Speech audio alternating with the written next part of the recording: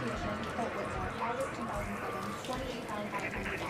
Private school tuition, Holt Whitmore, June 2008, $14,800. Purchase of a 2008 Bayliner boat registered to Gerald Whitmore, September 2009, $19,200. Private school tuition, Reese Whitmore, every year until the account was empty. Holt has stopped looking at his phone. Reese has both hands flat on the table. Gerald is staring at a fixed point somewhere above Claire's head. Patricia has not moved. Total documented withdrawals, $197,400 over a period of 9 years. The remaining balance is depleted by account management fees charged to an institution that we subsequently discovered does not exist. Claire closes the folder. The account held $0 when Annabelle turned 21. She was never informed that it existed. The room is silent. Then Diane, Patricia. She stands up. This is completely fabricated. Her voice is calm. This is the version of her I've always feared most. Not the icy dismissal, but the warm, reasonable, let's all be adults steadiness. Mother, I don't know who put you up to this, but these documents have your signature on them. Hannah June says simply.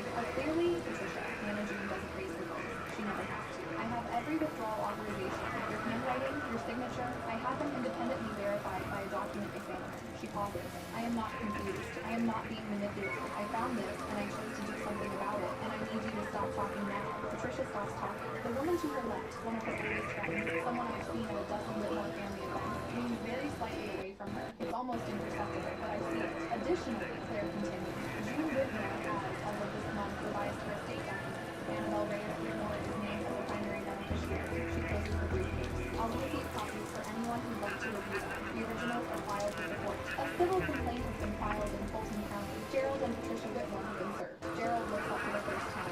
Served, he says. His voice sounds like he's testing whether words still work. Reason when this afternoon, Claire says, your attorneys will have received notification. Patricia turns to look at me. I'm still standing near the bar. I haven't moved. I have my jacket in my hand, and I realize I've been gripping it hard enough that my knuckles are white, and I make myself let go. She looks at me the way she looked at me when I was 9 years old, and asks why I couldn't go to Cabo. Like I'm something she's calculating. Like she's deciding which version of this story she can still salvage. Annabelle, she says. Don't, I say. It comes out quieter than I intended, and steadier. You don't understand everything that went into raising. I said don't. She closes her mouth. Patricia, Hannah June says, and she doesn't say anything else. Just her name. Just the name she gave her 60 years ago. An entire conversation in a single word. Patricia sits down. The room fragments after that. I watch it happen the way you watch a car accident in slow motion. Not because you want to, but because your brain won't let you look away. The guests at the table who came for a birthday dinner are now sitting inside a public control proceeding, and they're doing what people do in that situation. They're recalibrating, recategorizing, deciding what they now know about a woman they thought they knew completely. One of the men at the table, Gerald's business partner, a name I know from the family Christmas card, excuses himself and goes outside. He doesn't come back. Reese is crying. Not from grief, I don't think, or not only that, from the specific disorienting horror of having your childhood recontextualized in real time. The private school that was paid for with money that belonged to me. The years she spent in a house where the girl at the corner of the table was being systematically robbed. Holt isn't crying. Holt is looking at his mother with an expression I have no name for. Nana June comes to find me at the bar. She moves through the wreckage of the dinner with the unhurried dignity of someone who has made their decision and is at peace with it. She takes both my hands in hers. I'm sorry it took me so long, she says. I shake my head. I don't trust my voice. I should have looked sooner. I should have. She stops, presses my hands higher. You were always ours, Annabelle. From the first day. I need you to know that I knew that. I managed to say, I know now. She holds my gaze for a moment, and then she nods, like we've settled something, and she lets go. 3 months later, the civil case is moving through Fulton County. David Marsh's forensic analysis has been submitted as expert testimony. 18 labeled folders, 340 pages, and a spreadsheet that tells the story of 9 years of quiet baptism with cold precision of math. Gerald's law firm placed him on administrative leave pending the outcome. I didn't know they would do that. I'm not sure how I feel about it. Bridges of Hope, my mother's nonprofit, the one that raised money for foster care advocacy, launched an internal audit after 2 board members resigned following the dinner. The audit is ongoing. We called it. We talked for 40 minutes. It was painful and strange, and neither of us knew what we were doing exactly. So she called and I picked up, and I think that means something, even if I don't know what yet. Holt has not called. I still have the photograph. The one that came with me from the foster home, creased down the middle, a young couple at a beach, squinting into the sun. I've had it my whole life, and I've never known what beach it was, what year, what they were thinking when someone pointed a camera at them. I look at it differently now. Not with more pain exactly, with more clarity. They left me something. They scraped together what they had, and they put it in an account, and they put my name on it, and they probably thought, even as 20-somethings, even as people who had no reason to think they were going to die young, she should have this, whatever happens. It took 22 years, a forensic accountant, and an 81-year-old woman going through boxes in her basement on a Tuesday afternoon. But I got it. Not the money, though the civil case will resolve itself however it resolves itself. I evidence that someone, before all of it, looked at a child who didn't exist yet and decided, she's worth something. My mother, Patricia, hasn't spoken to me since the dinner. That's fine. I don't have anything left to say to her either. But Nana June calls every Sunday. We talk about her garden and my cases at work, and occasionally about nothing at all. Last week she told me that my biological mother's name was Rosa, that she found a letter years ago and kept it because she hadn't known what to do with it. I'd like to give it to you, she said, if you want it. I want it, I said. It arrived on Wednesday in a small envelope with Nana June's handwriting on the front. I haven't opened it yet. I'm going to. I'm just not yet. Some things you hold for a moment before you let yourself have it. She called me Amber. My name, written in ink, in the handwriting of someone who knew me before I knew anything. That's enough. For right now, that's enough.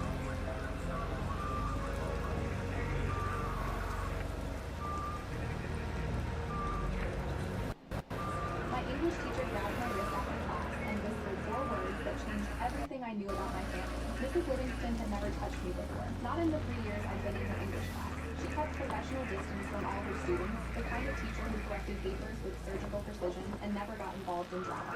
So, when her hand closed around my wrist as everyone else piled out for lunch, my first instinct was to pull away. Her grip tightened and her voice dropped to a whisper that made my skin prickle with fear I didn't understand yet. The hallway was emptying fast. Students running toward the cafeteria, and she pulled me back toward her desk with urgency that seemed almost violent. I'm 16, and I thought I understood when adults were overreacting, when they were being dramatic about nothing. My parents fought sometimes, and my dad had a temper, but that was normal, wasn't it? Everybody's parents argued. Mrs. Livingston's face was pale and tight, her usually perfect composure cracking as she grabbed her purse and jacket with her free hand while still holding my wrist with the other. She wasn't asking permission or explaining, just moving the focus toward the classroom door while I stumbled along beside her, trying to understand what was happening. Mrs. Livingston, what are you doing? I have algebra next period, and I can't just leave. My voice came out higher than I intended, panic starting to override confusion. She didn't answer, just pulled me into the hallway and toward the side exit that led to the faculty parking lot. I could see other teachers through open doorways, preparing for their next classes, completely oblivious to whatever crisis Mrs. Livingston thought was happening. She was breathing hard like she'd been running, and I realized her hand was shaking where it gripped my wrist. Oblivious to whatever crisis Mrs. Livingston thought was happening. She was breathing hard like she'd been running, and I realized her hand was shaking where it gripped my wrist. Oblivious to whatever crisis Mrs. Livingston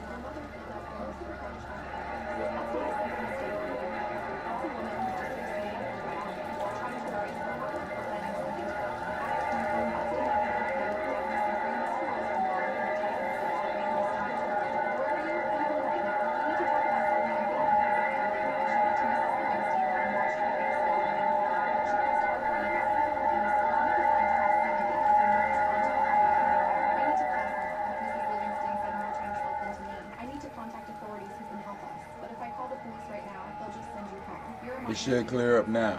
custody, and there's no evidence of immediate danger. Just my instinct based on paperwork that could be explained away as a clerical mistake. We need more time to figure out what's really happening before anyone forces you back to a situation that might not be safe. I wanted to argue, wanted to insist she was overreacting, and my parents would never hurt me despite their grief and their weirdness. Alright, Melody's now we face good. floating through my mind. Her smile on the last morning I'm gonna before cut the my accident. volume My mom up screamed when she found her floating a in the little Something had more. broken in my parents that day. Something There we fundamental that go. never healed.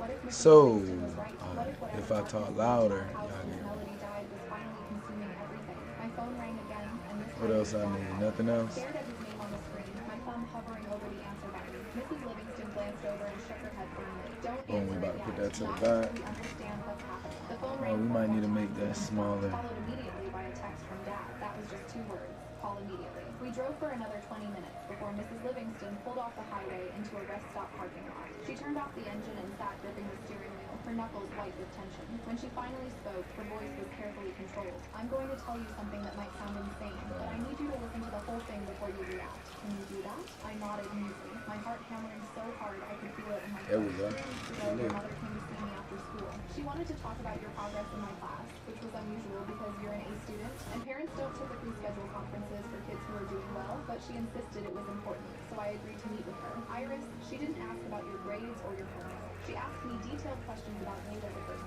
what you talked about with friends, whether you seemed happy, if you ever mentioned feeling unsafe or scared. I thought she was just being an anxious parent, maybe concerned about your mental health. Mrs. Livingston turned to face me fully, her expression intense. Then 2 days ago, she came back. This time she was different, more agitated. She asked me if I believed people could be redeemed for their mistakes, if someone who'd done something terrible could ever make it right. She was crying and kept saying she'd failed one daughter and she couldn't fail another. I tried to get her to explain what she meant, but she just left, practically running out of my classroom. That's when I started paying closer attention to your family's situation. My mouth was dry and my hands were shaking. What did you find? Mrs. Livingston pulled out her phone and opened a browser window showing me search. Okay then, Raiders, we are back. We've got loads to go over today as we've got a new weekly trials rotation leading you into some very point quest points that you've got to actually get done this time round. This is an intriguing one, but all more intriguing this weekend has been a ginormous conversation with what it is that's cooking over in China right now, as we are seeing brand new skins and game modes showcasing in the Chinese rendition of the game, and we're going to showcase to you what they are and why they may not be actually making it into the global version. This is quite concerning because everything that we've been wanting for so long is now appearing in China. We'll get into it in just a moment. If you haven't already, smash that beautiful like button and subscribe and post notifications turned on. It would be greatly appreciated. And make sure you navigate the video via the chapters down in the description so you can watch the bits you want to, and the bits that you don't want to, you can breeze on past. Make sure you're also getting involved with our giveaway where you head down to the comment section, put in any couple of heart and it'll enter you in. We're giving away a free copy of the game. Well, if you've already got it, then Raider tokens instead. We're going to be announcing the winner tomorrow, as it is Tuesday, which is normally update day, but again, that's a whole nother conversation altogether. Let's see what it is that's going on right now inside of Ark Raiders. So first of all, we've got to get through the weekly rotations for this week's trials, as we are now into yet another 7 days of new tasks we need to get done. The first one you can see right here is the ribbon ties locked one, which is opening containers inside of the hotel. Now this is very, very simple. You can easily get a 3-star by just going around the hotel and opening up everything you can find. Although if you really want to, because each room key that you get into, you have a chance of opening the second one and then moving through there, meaning that there is a lot more containers that you can actually open throughout that course period, which means that is the highest way of getting those scores. Now don't forget as well, anything around the building itself that does classify as containers in the hotel, which is odd, I know, but yes, if you're in the swimming pool, it will classify as that same location. So make sure you are expanding out just a little bit, check your score to see where it is that it actually stops. Moving on from that though, we have also got this next one, which is the damage ground-based Ark enemies. Now this spans from anything from a tick, a fireball, and even a pop to a bastion and a bombardier, and it seems like it's also going to be spanning over to the Queen and the Matriarch. So ground-based ones are the way forward. It's going to be a fairly easy move, that's for sure, because most of the Ark inside this game are ground-based, bar obviously a couple of flying ones. There are a lot of ground-based Ark inside this. You can probably get it done really, really quickly by going into down battlegrounds and doing like Queen or something like that, or even heading over and just taking out a bunch of bombardiers and a bunch of bastions inside of Blue Gate during the Lock Gate event, which is the longest fight period that you can actually see inside the game. So play it how you want to play it, but yes, ground-based is now in here.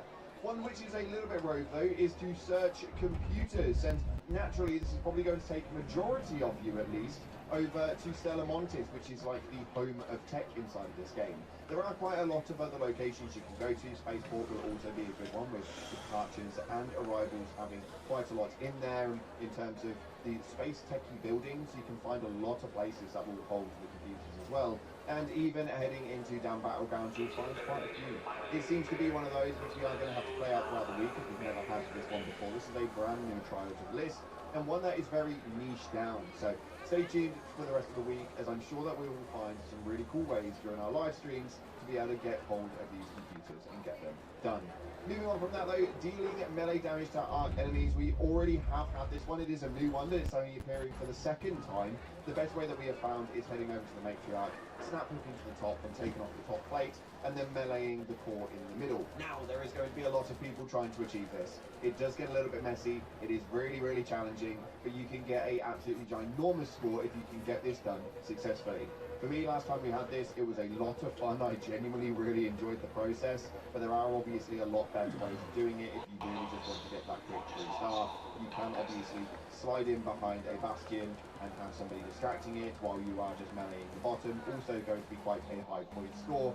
Or if you just want to get that 3-star, then heading over to somewhere such as Berry City and just taking out pops would be very, very simple, as well as, yes, they do, if you hit them with your radar tool, blow up but don't damage you. And finally, we have got the damage spotters. This one is going to be Blue Gate enabled, really. The Blue Gate area just outside of the underground tunnels is going to be where you want to actually proceed. There is generally a bombardier on the outside.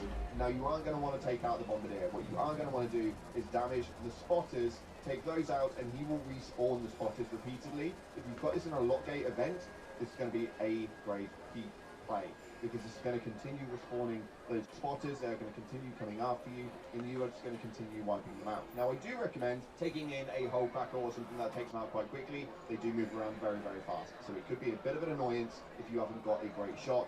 So make sure you take the hole cracker, and it'll be one shot to one spotter. Moving on from that though, as that is your trials for the week, you've got 7 days now to get those completed and get onto your leaderboards. I will remind you that later in the week that you do it, the higher chance you've got of being the top of your leaderboard, and that's exactly why I'm not going to be jumping in today. We're going to be spanning into it over tomorrow, which is hopefully we'll see a small patch of play. We'll have to wait and see. We've got a 3-week cadence again, hold up a conversation altogether. But yeah, the later in the week that you start these, the better off you will be.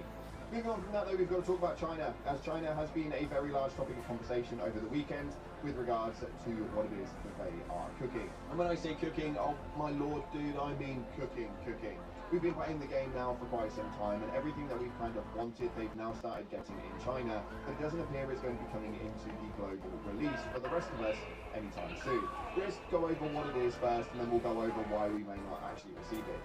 As you can see right here, this first post is of the skins to weapons. We've got the Anvil, Full River Red, we've got the Renegade, Lemon Battery, and the Arpeggio Arc Trials, and we've also got a induction to the Space skin. Looks pretty cool, but yeah, there is some changes that have been made to those, and they have got skins that are going to be applicable inside of the game now for the weapons, only in China. This is extremely frustrating, as this has happened to the finals as well, but that's not all they're actually receiving over there.